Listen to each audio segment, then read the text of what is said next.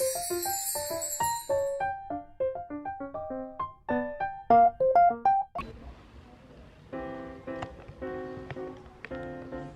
guys, welcome back to Tiara's Diary.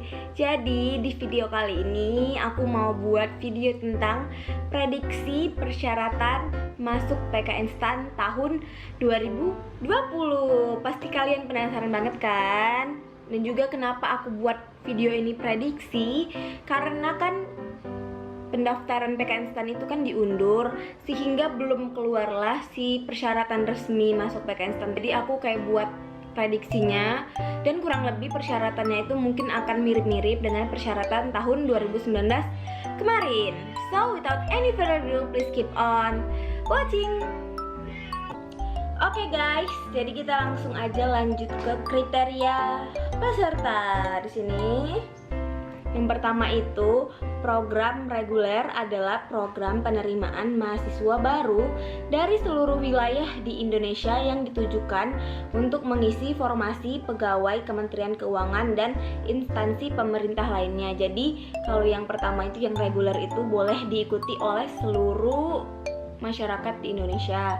Yang kedua ada program afirmasi, yang mana adalah program penerimaan mahasiswa baru yang dikhususkan untuk putra-putri dari Papua atau Provinsi Papua dan Provinsi Papua Barat, Provinsi Maluku Utara, dan Provinsi Nusa Tenggara Timur untuk mengisi formasi pegawai Kemenkeu pada unit kerja di wilayah tersebut. Jadi kalau yang afirmasi itu khusus yang aku sebutkan tadi, seperti Papua, Maluku, dan untuk mengisi di daerah tersebut. Kita langsung aja lanjut ke syarat pendaftaran. Yang pertama, lulusan tahun 2019 atau sebelumnya, atau calon lulusan tahun 2020, semua sekolah menengah atas atau yang sederajat. Jadi harus yang udah lulus tahun sebelumnya dan calon lulusan tahun 2020. Yang kedua, persyaratan nilai, yaitu bukan dari hasil pembulatan bagi pendaftar yang pertama. Untuk lulusan tahun 2019 dan sebelumnya memiliki rata-rata nilai ujian pada ijazah tidak kurang dari 70 dengan skala 100. Jadi bagi yang lulus tahun sebelumnya atau tahun 2019, nilainya itu tanpa pembulatan harus di atas 70 dengan skala 100. Dan bagi yang mau lulus tahun ini atau tahun 2020 memiliki nilai rata-rata rapor untuk komponen pengetahuan pada 5 semester, yaitu semester gasal dan genap untuk kelas 10 dan 11, serta semester gasal kelas 12 tidak boleh kurang dari 70 dengan skala 100 atau 2,8 dengan skala 4. Dengan ketentuan pada saat pendaftaran ulang yang bersangkutan telah dinyatakan lulus dan memiliki rata-rata nilai ujian pada ijazah tidak kurang dari 70 dengan skala 100. Jadi bagi yang baru lulus tahun ini, nilainya itu nggak boleh di bawah 70 atau 2,8 untuk yang berskala 4. Jadi dulu itu aku juga sempet deg-degan karena nilai UN aku kayaknya nggak terlalu tinggi-tinggi banget. Tapi ternyata nilai UN itu nggak terlalu dipermasalahkan kok guys. Jadi tenang aja guys. Yang ketiga, usia maksimal pada tanggal 1 September 2020 yaitu 20 tahun. Jadi buat kalian yang lahir tanggal 2 September tahun 2000 itu masih bisa banget untuk daftar PKN STAN. Tapi bagi yang lahir kayak tanggal 30 Agustus 2000 itu nggak bisa daftar. Jadi beruntung banget buat kalian, bisa coba 3 kali untuk yang lahir mulai tanggal 1 September 2000 sampai dengan setelahnya, karena kalian itu bisa coba untuk masuk PKN STAN sebanyak 3 kali. Dan juga ada contoh temen aku yang lahir tahun 2018, dia itu lahir tanggal 2 September 1998 dan dia akhirnya bisa masuk PKN STAN setelah mencoba 3 kali guys.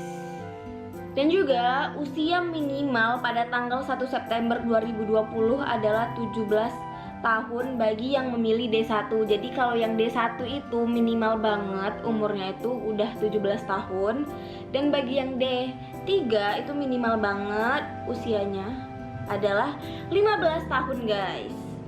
Lanjut ke persyaratan keempat, sehat jasmani dan kejiwaan dan bebas dari nafza, yaitu narkoba, psikotropika, dan zat adiktif lainnya.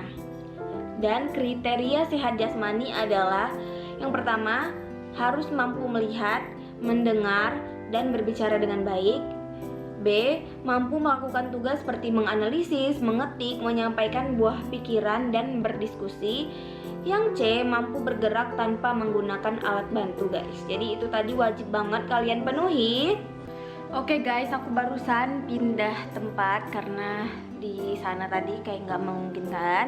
Dan kita lanjut ke persyaratan selanjutnya, yaitu persyaratan kelima, yaitu belum menikah dan bersedia untuk tidak menikah selama mengikuti pendidikan. Jadi buat kalian yang mau masuk PKN STAN, siap-siap kalian itu nggak boleh nikah sampai kalian lulus. Persyaratan yang keenam, khusus untuk bea cukai, yaitu ada persyaratan tambahan, yaitu untuk laki-laki tinggi minimalnya itu harus 165 cm, dan untuk wanita itu harus di atas 155 cm, khusus bea cukai. Kalau jurusan yang lain itu kalian boleh kok di bawah 155 cm dan di bawah 165 cm. Ya, dan juga untuk D3 bea cukai itu cuman ada untuk laki-laki, sedangkan untuk D3 bea cukai untuk perempuan itu nggak ada guys. Jadi buat kalian yang mau masuk bea cukai dan kalian itu perempuan, kalian itu cuman bisa masuk ke D1 bea cukai, nggak bisa D3 BC. Lanjut ke persyaratan yang ketujuh, khusus program afirmasi ditambahkan syarat sebagai berikut, yaitu program afirmasi yang aku sebutkan tadi yang khusus di daerah-daerah tertentu, yaitu A. Telah menyelesaikan SD atau yang sederajat, SMP atau SLTP atau yang sederajat, dan SMA atau SLTA atau yang sederajat di Provinsi Papua, Papua Barat, Maluku, Maluku Utara, dan Nusa Tenggara Timur. Dan B.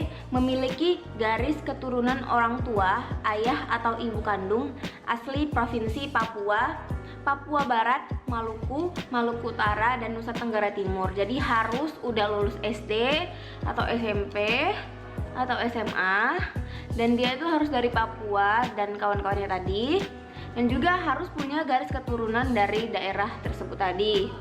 Untuk persyaratan yang ke-8, yaitu kalian itu juga harus membayar biaya pendaftaran sebesar 300.000. Biaya tersebut sudah termasuk biaya pelaksanaan seleksi kemampuan dasar berdasarkan peraturan pemerintah nomor 63 dan bla bla bla bla. Jadi kalian itu harus bayar 300.000 untuk bayar biaya pendaftaran. Persyaratan nomor 9, pendaftar tidak pernah dinyatakan lulus pada pengumuman kelulusan seleksi penerimaan mahasiswa baru PKN STAN atau Sekolah Tinggi Akuntansi Negara pada tahun-tahun sebelumnya. Jadi udah ada peraturan baru kalau bagi kalian yang pernah ke DO di STAN, kalian itu nggak bisa lagi daftar di STAN karena udah ada peraturan seperti ini tadi. Tahun-tahun sebelumnya itu masih boleh, bagi yang ke DO masih bisa banget untuk coba masuk STAN. Tapi semenjak tahun 2019 mungkin sampai sekarang itu, bagi yang udah pernah ke DO, kalian itu nggak bisa lagi daftar masuk PKN STAN. Begitu guys tentang kriteria peserta dan syarat pendaftaran masuk PKN STAN tahun 2020. Dan ingat, yang tadi itu cuma prediksi dan bisa aja ada peraturan yang berubah atau peraturan yang berbeda. Dan aku akan lanjut tentang pendaftaran PKN STAN di video selanjutnya di part 2. So, terima kasih guys, sampai ketemu di part selanjutnya.